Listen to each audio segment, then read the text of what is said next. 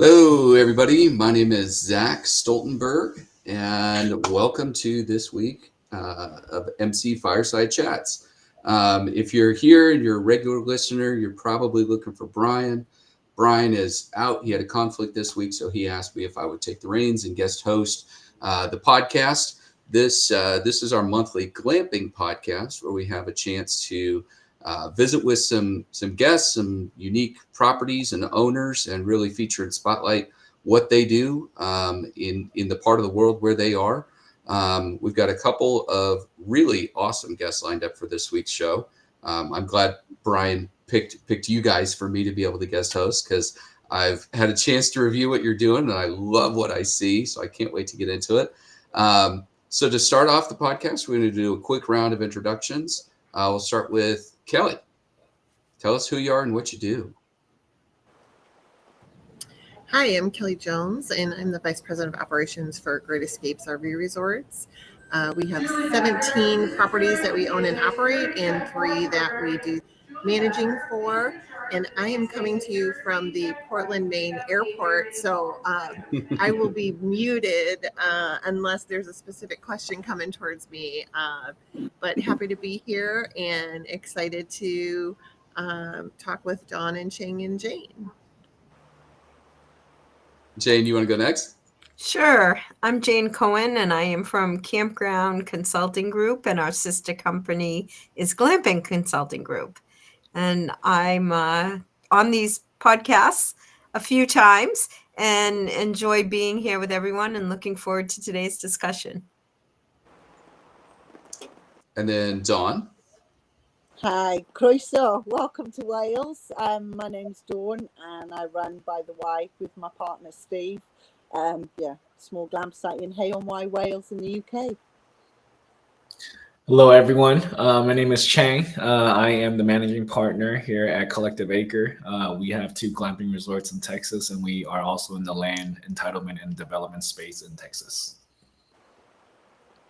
Awesome. So to start off, we always kind of do just the general, what's new in your world? What are some things that you've seen in the last couple of weeks, last month, something that's kind of a buzz in the world of glamping and outdoor hospitality? Anybody have anything that they want to share? Well, over here in Wales, there's a bit of a push now for people to escape the tech world. So it's going down experiences and switching off your Wi-Fi and trying to get away from it all. That seems to be getting quite a lot of momentum. Yeah, and I think we've seen some of that even in the stateside as well. Particular brands specifically have made that a big part of their guest experience, or even just giving guests the option, that it's here, it's available if you want it. But if you want the blackout, you want the total disconnect, we'll offer that. And a couple of very well-known brands have kind of built their brand specifically around that concept. So yeah, definitely a buzz. The other thing that's big in the US right now, of course, we're gearing up, and I think in the UK, Dawn, for you guys, it's about the same time as we're heading into the glamping show in this next month. I think this is our last glamping podcast before we'll do the live podcast at the glamping show. So I think the UK glamping show is like the week before or the week after the US show. I think they're around the same time. I think ours is the 18th, maybe. Yeah. Chang, are you coming to the US glamping show out in Arapahoe? I don't think I'll be able to make it this year. I made it in the past. It was great. Met some incredible people. But this year might not be able to make it. Jane, I assume I'll see you. Actually, I'm not going to be there, but 2 of my associates are going to be there. Yeah. So, yeah, Awesome. I actually am going to be camping myself, or glamping in my Airstream Atlas van. Just depends what you call it. Sure. I am actually doing a harvest host on this trip. I'm trying Harvest Toast, so Oh, awesome. something different. Yes. And Kelly, are you going to make it to any of the shows this year? So I won't be at the glamping show, but I will be at the Jellystone Park Symposium. I will be at OHI. I will be at the KOA conference, and I will be at COE. So plenty Well, of I will see you. places. I'll see you at KOA and COE. Yes, and then mix in the Gatlinburg Smoky Mountain Gift Show and the Las Vegas Souvenir and Gift Show. My plate is pretty full from here on till Christmas. It feels like. Yeah, I mean we're gearing up. I've got my first show next week. That's an outdoor conference for summer camp directors. And from there until I think mid-November, it's some trade show, something almost every single week. So we're going to be real busy over these next 2 months. All right, so I want to start the main discussions or get to a couple of the resorts. Don, I really want to start with you. If you want to take just a few moments and tell us about By the Y. Okay, so we set up during lockdown, oddly enough. It was a bit of a COVID project over here. Our planning permission came through the end of 2019. So we started the build. We weren't going to build them all. That wasn't the initial plan, but as it turned out, that's what we had to do because everything was in lockdown. So, yeah, we just cracked on and got them all up. Didn't know if anybody would come or not. And the laws over here were really weird between Wales and England. So we could be open and then they closed us and then we could be open. Anyway, the diggers moved out on the Thursday and our first guests came in on the Friday. And for the first season, we were just completely full. We put 5 tents up. It's in a woodland, 10 acres of woodland, fully sustainable, even down to the footprint. We've used ground screws and they're all the tents are lifted up off the ground. So we're about 14 or 15 feet in the air. So it puts people in the tree canopy, which is a completely different aspect. And it's just kind of a nature-based get away from it sort of thing. We're right on the banks of a river, so we get an awful lot of wildlife, an awful lot of birds, and we've put a lot of stuff in to encourage all of that as well. There's lots of stuff for insects, and we do bug making courses and all sorts of stuff. And because of the river, we get a whole host of things going up and down the river. So we get otters and kingfishers and, yeah, just lots of native breeds. It's a family-run business, so my partner Steve built it from the ground up, literally. He used to be a builder. So the tents, we have clear sky safari tents. So we basically bought the tent in kit form and my partner built the platforms and we put the tents up. And we chose not to use conventional interiors. So we've built the beds and all the furniture. We use the wood from our woods in order to do that.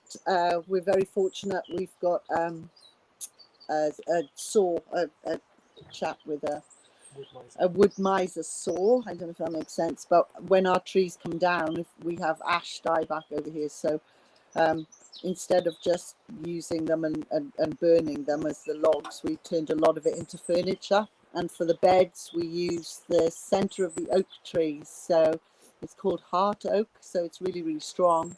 And it's dead, yeah. So as the branches fall off, we collect it and then clean it up and turn it into things.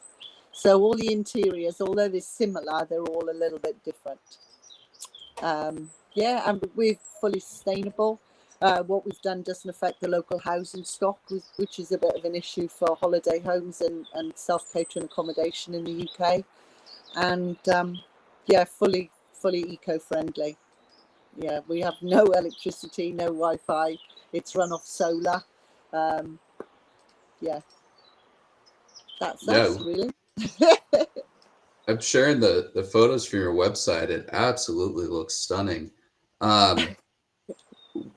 one question I had was, I mean, with this sort of this elevated deck platform, sort of the approach you took, I mean, it's sort of a tent, it's sort of a treehouse, it's kind of doing the best things of both worlds. Um, how much of that is part of kind of the experience that you were trying to create, and how much of that ties back into the guests that you're trying to attract? So the difference I feel with being in the tents, because we actually live in one of these now as well, you just feel like you're in the woods. So you can hear the rain, and it's intense or intensified by the roof and the structure It's itself. intense, literally. Yes, But literally. made my dad joke of the day. You get to hear, the foxes howling, the owls hooting. You literally get to hear everything. So it's unlike a conventional building where a lot of that sound is muffled. And we do tell the guests, please don't be afraid of anything you hear, because there is nothing down here that'll harm you, but you're living in their space. So you're going to hear all of the rustling and all of the noises that they make. And we try to explain what's going on, so they... a lot of our guests come from the city, from South. We get a few international visitors now, but most people that come here tend to live in a concrete jungle, and this is a completely alien environment. So, yeah, when it gets dark, it gets really dark. Well, but I think you're also you're really doing a good job of balancing sort of the rustic camping connected to nature with still maintaining some really high end kind of boutique amenities and features. I mean, these units all have full ensuite bathrooms, right? Yeah. You've got kitchens, you've got beautiful outdoor space. Yeah. Well, that's important because I don't know what it's like over there in the US, but usually glamping over here, when people said glamping in Wales, it was a muddy tent in the wet in a field. And that's not what glamping can be. It can be high end, it can be luxury. And that's what we set out to prove. So the bathrooms are absolutely fabulous. And we are connected to mains water, so there's unlimited hot water, a proper flushing toilet. And we found a lot of the guests, although they like the idea of it, sometimes the practicalities can put them off. So if you give them a hotel experience, but in a tent, then they keep coming back because mum's happy. She's got everything she needs. The downside is we don't have standard electricity, so there's nowhere for the curling tongs or the hairdryer, and that can be a bit of a throwback. No, I think that this is striking a really nice balance of kind of providing some of those creature comforts to make sure that you do have an enjoyable stay, right? But balancing that with still, this is not a hotel. We are camping, we are in nature, we're still staying in a tent. The other thing that I noticed on your website that I want you to share a little bit more about is what you call hampers. Can you explain what a hamper is? The hampers. So, well, hampers, they're just a basket of well, it can be food, it can be alcohol, chocolates, it can be anything like that. So first off, the first hamper that they will get is in their tent. On arrival, you get a hamper of local produce. So there's local coffee in there, there's tea, there's handmade local chocolates, there's Welsh cakes, which is a cultural thing for Wales. For people that have never been here before, they get to taste all of that, and socks, because we don't have carpet in the tent. So we give people socks. It's better than a bottle of wine because every time they put the socks on, they remember where they got them, and people will come back and collect them because we change them all the time. And then that is given to them free. It's included in their stay. And that's very important. People like to have something that they weren't expecting. And that helps to build that relationship with your guest. And then on top of that, before they arrive, they can they can purchase like the add-ons or the hampers. So there's a barbecue hamper which has local meat from we've got 2 butchers in town, local vegetables from the veg shop. Everything is sourced locally for the hampers because it's important to share the love. And the more we share with the town that we live in, the more they share with us, and they will recommend us, and they will help with the advertising and the marketing, because we always get involved in all of that. And we can do celebration hampers. So there's a box of handmade chocolates and a bottle of champagne, and we decorate the tents, and that all comes in a hamper. So, yeah. Yeah, I think it's a great approach. And I'm curious, I want to hear from Kelly and Jane. What are your thoughts on kind of how Donna's approach, because F&B is huge for outdoor hospitality. I mean, I think most operators that we work with shoot to pull, somewhere between 10 and 20% of their total revenues from some of those add-ons, those ancillary, whether it's an experience or a partnership or F&B on site. And I think for a lot of established glamping operators, this sometimes can be a struggle, right? How do I approach this where it's not taking a bunch of staffing, it's not requiring a bunch of additional, licenses or commercial kitchen. I'm anxious to hear from you guys. What are some of your thoughts on kind of the approach that Dawn has taken at High of the Y? Yeah, so one of the, I think, relatively unique add-ons that we offer that you don't need any special kitchens for or anything like that, we actually do what we call charcuterie boards. And it is essentially a charcuterie board for dogs. So it's, watermelon and dog treats and peanut butter and all of those things on a cute little thing. We have guests that, have 2 dogs and they each get their own charcuterie board. So add-ons can be more than just, keep in mind that a lot of people are traveling with pets, and if you allow them at your facility, it's a quick, easy way not to need any additional F&B licenses, and a fun little add-on. We also do fun in the sun packages. So all of our facilities have pools. It includes a beach towel and sunglasses and a sustainable water bottle, so that mom and dad don't have to pack beach towels and all of those types of things. So it doesn't just have to be in that food and bev area, although we offer that as well. So just the sky's really the limit as to what you can add on to any of these units. I really like the idea of the fun in the sun. I might have to steal that. Because Dawn, you guys have your riverfront, right? We have the river. We're right on the River Wye, but that would be a cool hamper for the kids, for the little ones. Yeah. So Dawn, you mentioned kids. Who is your main kind of guest? Who do you guys cater to the most? Is it couples? Is it families and kids? And what brings them to By the Way? So we have one couple's tent, the romantic tent. We call it the baby maker. And if people come back with their baby, they get a 10% discount. So it's got a private sauna, and it is literally just for couples. They have their own private access to the beach, and it's set quite a ways from the other 4 tents, so they're completely on their own, can't be disturbed. And then the 4 down the bottom are family tents. So during school holidays, weekends, it's full of families mostly. And then outside of the holiday period, then we quite often get couples. We get quite a lot of fishermen because we're right on the river.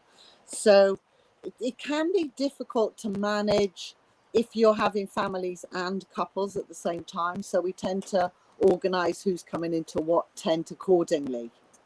We've got 2 tents that are connected. So if we have 2 families, then they go in there. So that makes their holiday better for them, because the last thing you want to do is people to go away feeling like they've missed out on something, or something was spoiled by something. So we try and engineer it beforehand to make it work for everybody. And are your 4 family tents, are they all kind of identical units? They're similar, but they're not the same. Similar. Yeah. So that was, when yeah. someone books with you, do they book a particular unit, or do they book Yes. just a type of unit, and then you can put them, if you need to swap or move someone, like they don't know until they show up which unit is theirs? No, they book a particular tent. But Okay. say, for example, we have 2 families in and they don't book the connected ones.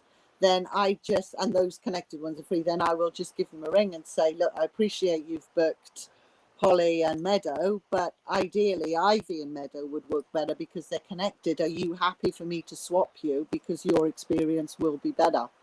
And 9.5 times out of 10 people are very grateful for that, and you start to build that relationship.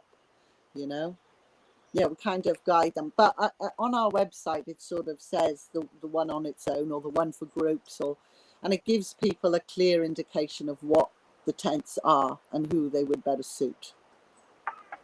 Awesome. Well, I want to transition a little bit because Chang, you're over there, you're kind of quiet. I want to hear some of your thoughts on some of these issues as well. So I know you have 2 sites and you have a really diverse range of units and unit types. But do you see similar things like with groups or extended family? Do you guys, have you taken a similar approach? Yeah, I think we have 2 resorts, glamping resorts. One is Moon River Ranch, and the second is Camp QYB.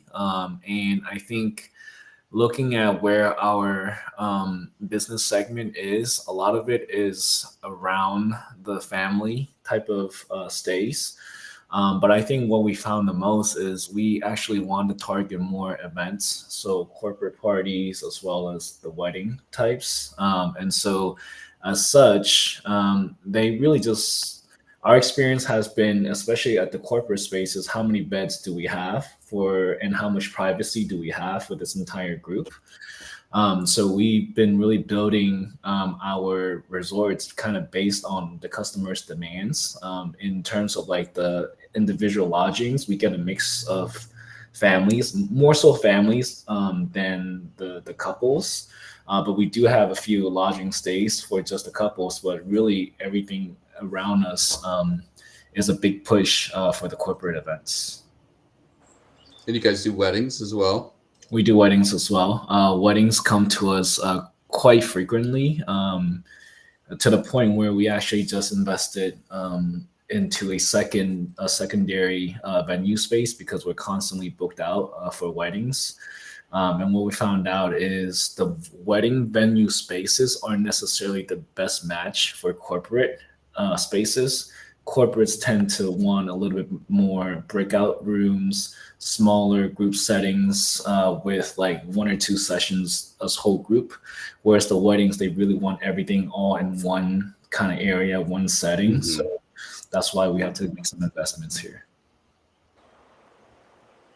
Yeah, so tell us a little bit more about Moon River Ranch. We'll start with Moon River. Yeah, let's do it. So Moon River Ranch is a 550-acre, this safari animal theme glamping resort, and really one of our partners, he loves his animals. He's an immigrant from Jordan, and so instead of taking his family back to Jordan to see the safari, he built this entire experience in Waco, Texas, to kind of really just house his animals. And then I think over time we wanted to share this experience with more people, more guests, and that's why we kind of made it more public into allowing individual bookings with activities and really bring this whole experience together. So the theme really surrounds the animal safari theme. We have 550 acres. About 400 acres is what we call the land reserve, and that's where our 650 wild animals just roam free. We're also, if you look at the maps, we're kind of surrounded by the Brazos River. So it also creates like a natural enclosure for the animals to kind of stay all in one place. We have automated feeders, and we have our team filling up the feeders so the animals just know where to get food and all of that good stuff. We have an experience where we take the Humvee ATVs, where we take our guests along safari to interact and see the animals, feed them, and all of that. Biggest revenue drivers are our corporate events, weddings, individual lodgings, our experiences. And I mentioned recently that we are investing in new venue space. And as such, we're actually building a commercial kitchen in the back to partner with a local catering company to take the catering in-house for our events as well. Awesome.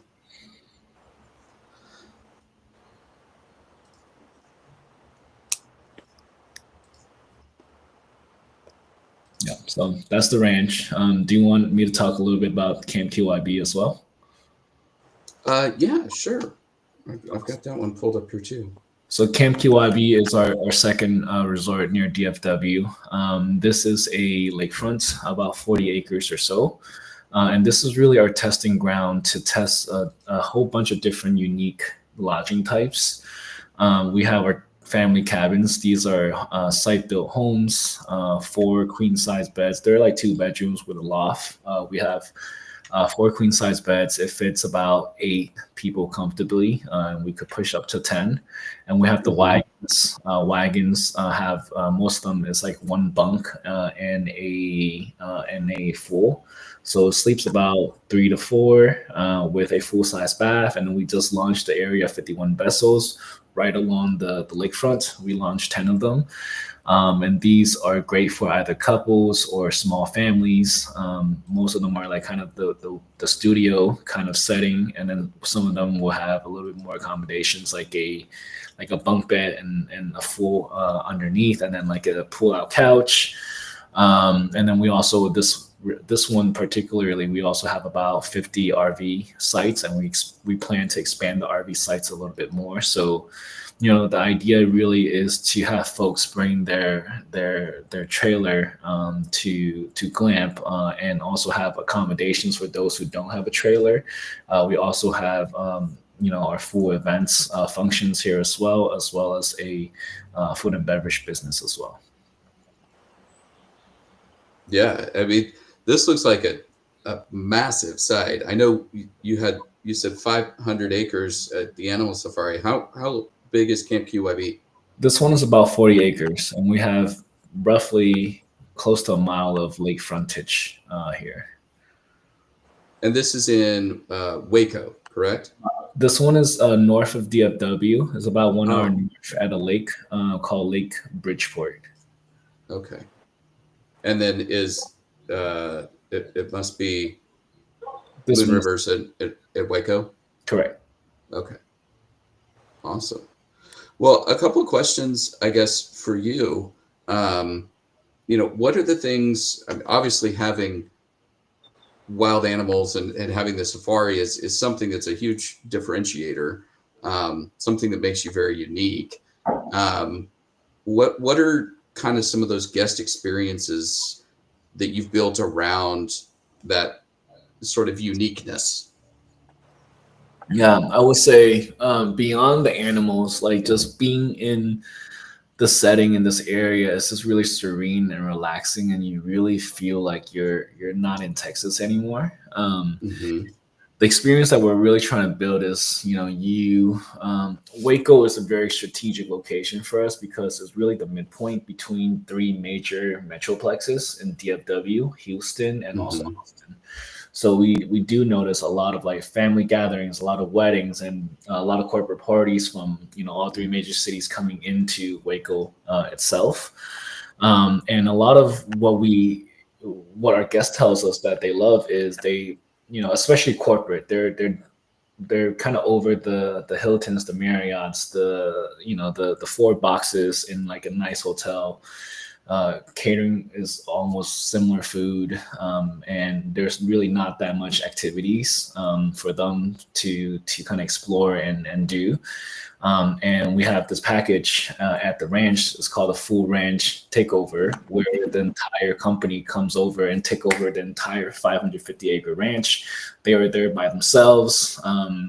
They have, all the lodgings. They have all of our ATVs. They have access to all of our activities, from skeet shooting, bow and arrows, axe throwing. We also have a kayak experience along the Brazos River.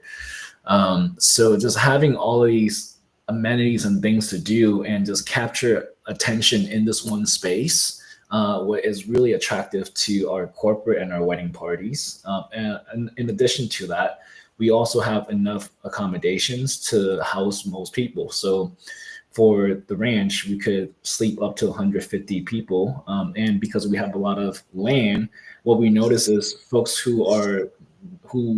groups who need like 200 beds, they just start to bring their RVs. They will go on outdoorsy and start renting RVs to bring it to us and really create this really fun and close-knit atmosphere for the entire team. So that's a draw. Secondly, like the individual kind of lodgings and all of that, like families love to bring their kids to explore and see the animals and interact with the animals. They love staying in our tiny homes. They are they're small, efficient, but they fit like a family of 4 or 5.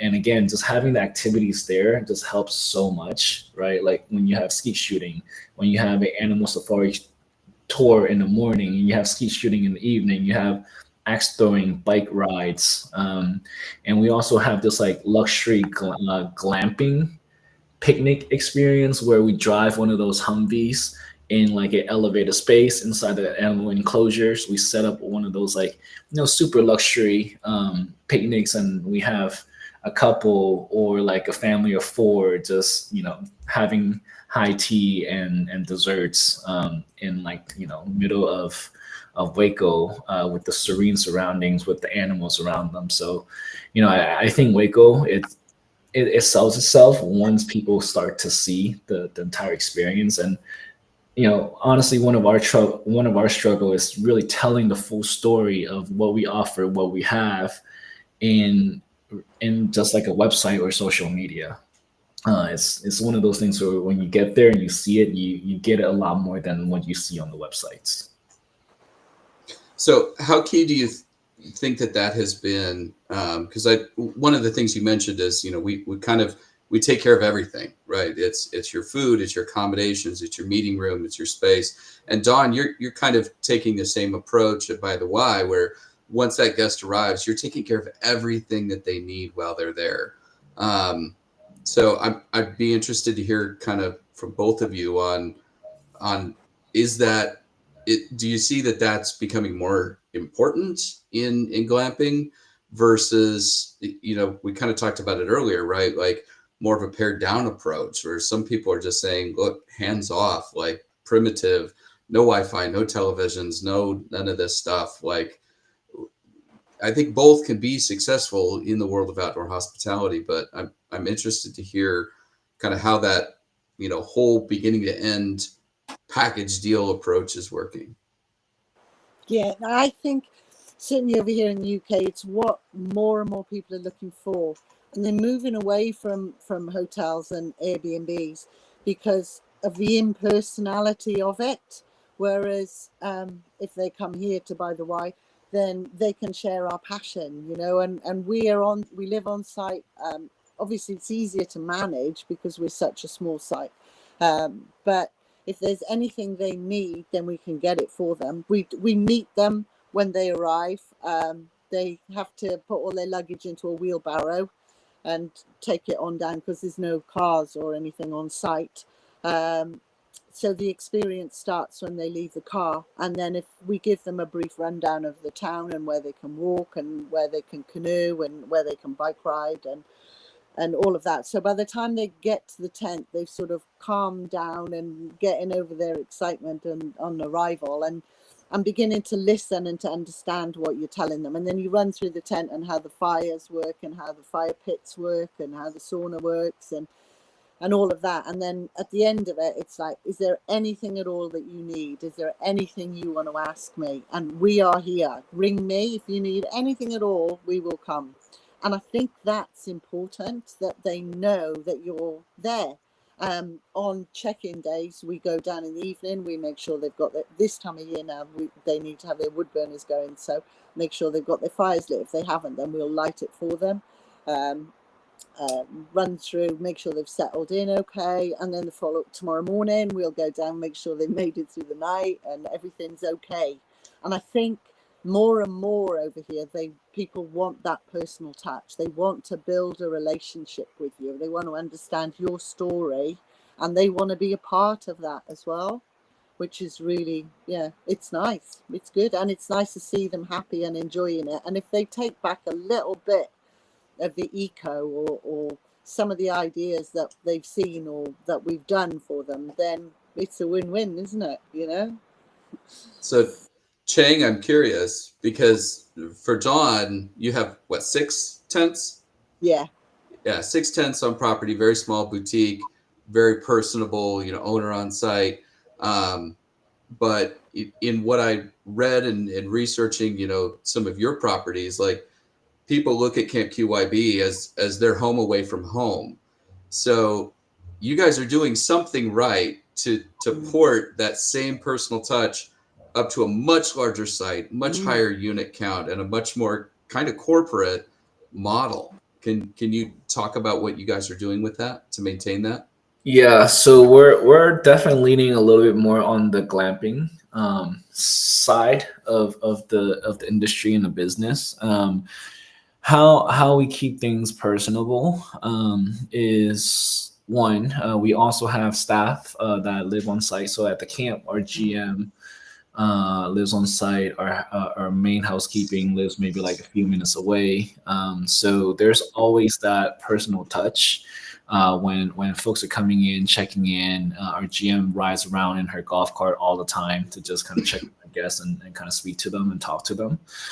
The other things that we do is we even have like a personalized kind of we lean on technology a lot to personalize the experience for them, right? So our Guesty app that we use to manage our lodging gets connected to our TV app, where when someone books a lodging and they check in, our TV will automatically welcome them like a general hotel, like, welcome Chang to Moon River Ranch, share some activities, share things to do, et cetera, et cetera. And we always try to build an experience for our guests even before they come. What we notice is in our business, our resorts aren't like, right next to the city. They're like an hour away, maybe hour and a half away. So it's like, how can you take care of their experience so that they could just come and relax and not have to think through a lot of that, right? So it's like we package even our activities at Moon River Ranch. We package our activities so that it's like we're giving you a deal when you're booking a few experiences and a few excursions all at once, rather than kind of picking one or the other. We kind of have like a silver, a gold, and like a platinum package that you could kind of book and curate. We also offer, like, during special holidays like Valentine's Day. We know that Valentine's Day we probably will get more couples coming in, more so than families, and we offer like a rose petal on bed, rosé on the side type of experience for them to pre-book ahead of time, ahead of schedule. And once our guests are at our locations, we have to capture attention, and most of them are so relaxed in the setting that they really don't even want to move away from this general vicinity. So having all of their equipments, food and beverage, all in one place for them just helps them tremendously. And for guests that stays with us, we give them discounts along the way as well, to give them a better bargain for their buck. So can I Kelly and ask Jane, I Shanti- want to hear your Sorry. perspectives too, but go ahead, Don. Oh, I was just going to ask Chang, do you feel over there that the experience side of it is just as important? Do you find that your guests are looking for more than just somewhere to stay for a couple of days? They want to feel a part of what Absolutely. you're trying to do. Absolutely. Like they want to hear the story. They want to know our story. And they're always looking for that human Yeah, interaction almost. yeah, So it helps us a lot. yeah. Kelly or Jane, do you want to weigh in? This is Jane. I think experience is so important, and I believe that it's becoming more important in the outdoor hospitality industry, in the sense that, and I think that it's all about the authentic experience.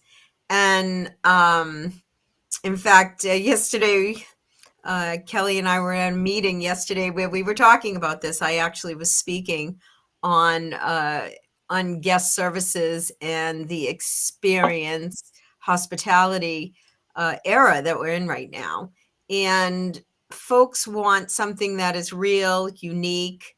I love Dawn and listening to you just now. I just love how you go above and beyond in it's not about exceeding, it's not about meeting, it's about exceeding their expectations when they get there. And I love that, because those are all moments of truth with your guests and moments of wow. And that's what makes them repeat and refer. And building up a repeat and referral base is how hospitality businesses become successful. And in the same way that Chang has a very unique experience, especially at your park in Waco, I believe it is, that you have like the safari. And I have actually, as you folks have been talking, I've been going to your websites and looking at them. And like Chang, you are so unique. And to find that in Texas, I mean, I don't think I know, I didn't know that was there, and I don't think I know of another one. So somehow we got to really get that word out on that. But that I know of experience, one other one in Texas. you know of one other, but I I know mean, one other. knowing that that you can go there and have a Texan safari, and to just stay so unique. It's so unique, and to just try to put that uniqueness on steroids, right? Everything about it, about that experience, make it about that. I think that folks will go crazy for that. I think it's fabulous. And the thing is, you're making memories, and that's the important thing, isn't it? Yes. People don't forget that. And it's like, oh, remember when we saw the zebras, and just that would draw them back time and time again. Yes. So Don, you're getting zebras, right? Yeah. Zebras by the Y. We don't have those. No, we have otters and kingfishers. Yeah. I wish we did have zebra. So I want to go back to something, Chang, that you mentioned earlier, Yep. because I think it plays into this idea, right, of that personalized focus on guest and guest experience. You mentioned a tool that you guys use. Was it Guesty? Yeah, we use Guesty and we use Newbook for our operations. And it's probably not the most methodical approach, but I think our technology stack approach has been finding the best of that specific use case and finding a way for us to connect that experience for people. So I think what I notice from time to time is sometimes operators would just use like Newbook, and they'll use Newbook for guests, for their lodging, for their activities, for their add-ons, for their events. And I think that approach might work for some folks, but for our company, we like to use the best of that particular segment. So like our events, we use Perfect Venue. Our lodging, we use Newbook and we use Guesty.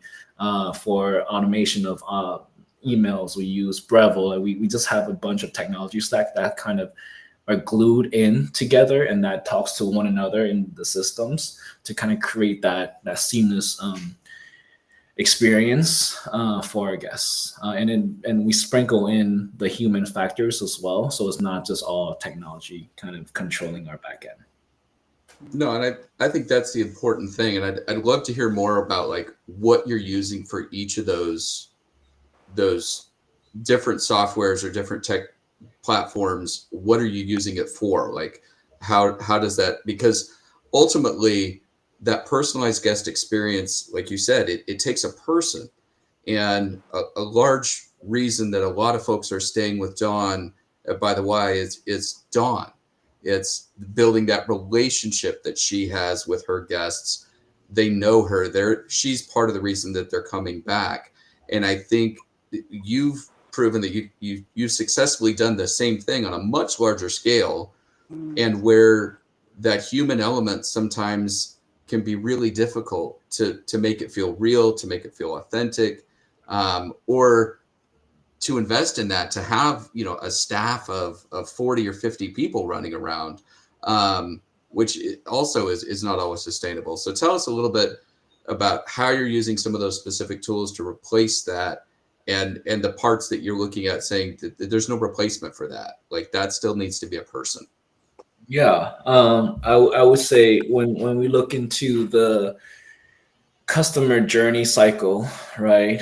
For us, mainly there's the event side, and then there is the lodging side, and then there's really the activity side. For our lodging, in the past, what we noticed is there are a lot of people who call in to just book a place. And I think when we have scale, that takes a lot of bandwidth from our folks, our staff. So what we did was, it wasn't like, hey, we're not going to pick up the calls and help them book. It's like, hey, if it's a task that is just booking related, we now have a team in abroad to help us with that. Like there are a lot of virtual assistance services that helps go through these things, right? So like instead of having two front office staff that's always just on the phone at all times, now we could have 5 of these abroad, and at the hours of like even from 8 a.m. all the way to midnight. So having a team of well-trained virtual assistants that could help along that process has been pretty helpful for us. Second is just having that technology stack and understanding the customer journey, right? Like we have, and how do we leverage our customer data so that we could get them to come back, not for just like, a lodging stay, but maybe for an event.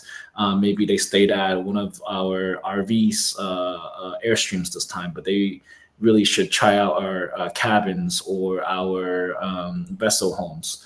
So it's creating this cycle of like, hey, you came to us before and you stayed at the cabins, and here are the activities that you booked, and here is the food that you've purchased. Now, how do we use our technology to let us know like what is the best experience for you when you come back, so we could build that for you, so we could automate that and kind of promote and push that like personalized package to you and your family so that you could come back. And then to answer that question of like the human interaction with the technology part, is it's really a test and trial for us still, right? Like we're trying new things. We react back to our customers' experiences and their feedback when they talk to us. We even audit our virtual assistants team to evaluate their metrics on customer service, customer satisfaction, and then when they're in person, it's like, how do you take the experience of virtual into in person? And truly, we're still trying to figure that out right now, right? Like there are sometimes where there isn't a smooth transition, and our GM will have to step in and kind of smooth things out. So I personally still don't think we have the best solutions just yet, but we're learning and we're progressing, and we're trying to kind of match the both worlds together. Dawn, I'm curious, what is the most technological thing that you guys have for your operation? Oh, well, we have a digital guidebook Okay. So we use tech before people arrive, and we use tech after they leave to get all the feedback and all the rest of that. And then we had, due to COVID, we had to pivot a bit, and it was we had to involve some tech. So we went with the digital guidebook. So it gives them the interiors of their tents, and they get it about a week before they arrive. And in there is everything about the area, everything that they can book to do while they're here, all those links that they need, everything about town, how to make the wood burner, all the information that we think they need is in that digital guidebook. And that's probably the most techie thing. Yeah. And then the minute they arrive, that's it, the tech stops. And the teenagers get really upset because there's no Wi-Fi password, and they have to kick a football around, or they have to go fishing, or they have to play, God forbid. So I'm curious too, because I think Chang mentioned something earlier, and Jane, I'd be interested in hearing your thoughts and perspective on this. The idea of using tech for guest retention and return. So Chang, obviously, they're looking at that whole stay. What did they do? What did they book? What did they buy to kind of optimize the data that they have about that guest to then craft kind of a custom come back and see us. We already know all the things you liked based on what you did last time, and kind of crafting that tailored experience to get someone to come back out and stay. And Dawn, I think you're probably doing something similar, because I know you've got repeat guests. You're doing something right that those people are coming back to. I love the idea of socks, by the way. I think that's I think that's going to be like a new secret sauce that I share with some of the clients and customers I work with. I think it's a brilliant idea. Chang, you need socks. Socks, yeah. It's a freebie, and they remember it, and then you keep changing it, so they have to keep coming back to get different ones. And we do blogs and things, and sometimes it's like, oh, we've changed the socks, or so we don't have the tech, or haven't got the tech to nail our customers down to know what they did and what we need to do. But we do blogs and things, and we tell them what's happening in the area, or you might be interested in this festival or that.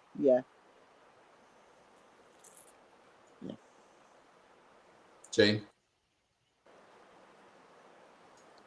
Sorry about that. I keep my my mute on because my two assistants are two small chihuahuas, and sometimes they get a little noisy.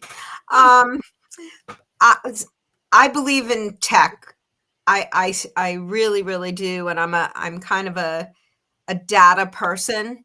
So I love data. I think the data doesn't lie, and if you can use tech to help your further responses with a guest, that's wonderful, because to them, you are really just being thoughtful as to what their likes or dislikes are, or so forth. Like, even just when people leave, sending a goodbye email, right? I think that's so important. Just as when people are coming, sending a welcome email.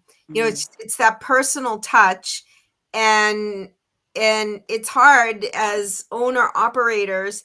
It's hard to even have enough time to do all those personal things. So if we can automate anything, or if we can use tech to make things happen quicker and better, I'm all for it. When I'm not all for it is when it's just the tech that looks like it's the lead, and that it's the tech dealing with the guests. Like, I think when we take the human factor out of it, then that's not hospitality, right? I haven't gotten to the point where I want my hospitality person or server to be a robot. I haven't gotten there yet. So, and I think we walk a fine line. I think we walk a fine line on that.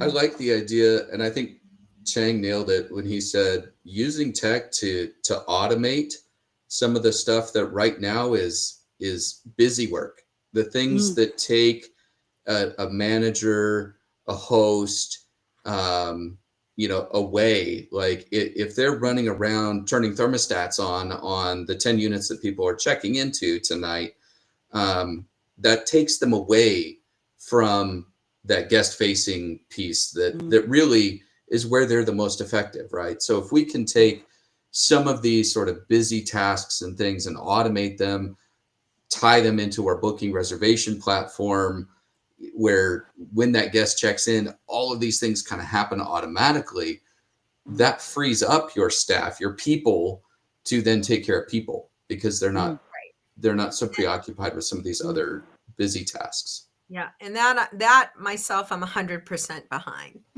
And there's some very simple stuff nowadays, like even unlocking doors, right? And not having to deal with keys. I mean, that's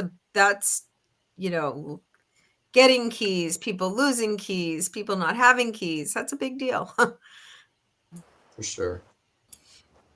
So we're getting to the end of our hour. I want to take.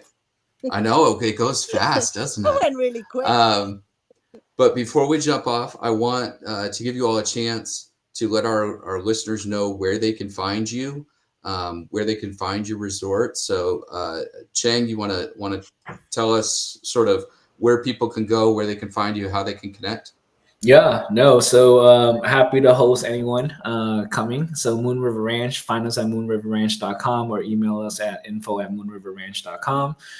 Camp KYB, same thing, www.campkyb.com, or you could email us at office@campkyb.com.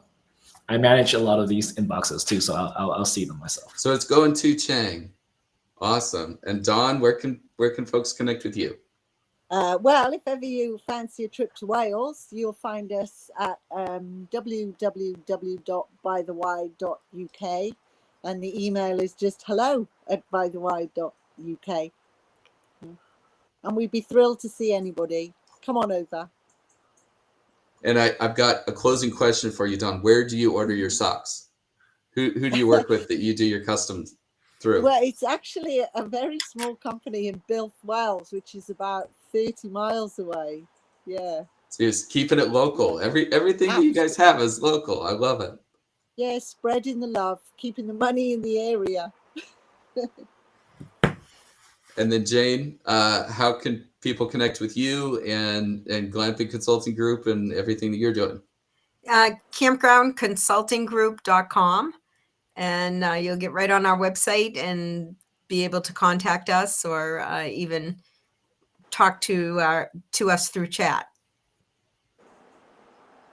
Awesome. And I'm Zach, architect with LJA Engineers. We're based in Kansas City.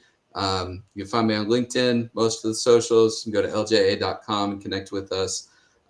If you are planning on designing, building, permitting, and titling any sort of outdoor hospitality project, we're here to help you navigate that process, bring your vision to life. And I want to thank Brian for allowing me to come in and guest host this week. As always, we'll be back. I think next month we'll be live at the Glamping Show. I think that's going to be the next glamping podcast that will be there. So I thank you all for tuning in, listening to us this week. And we will hopefully reconnect with you all live at the Glamping Show in a couple of weeks. So thank you all, and we will see you next month. Thank you.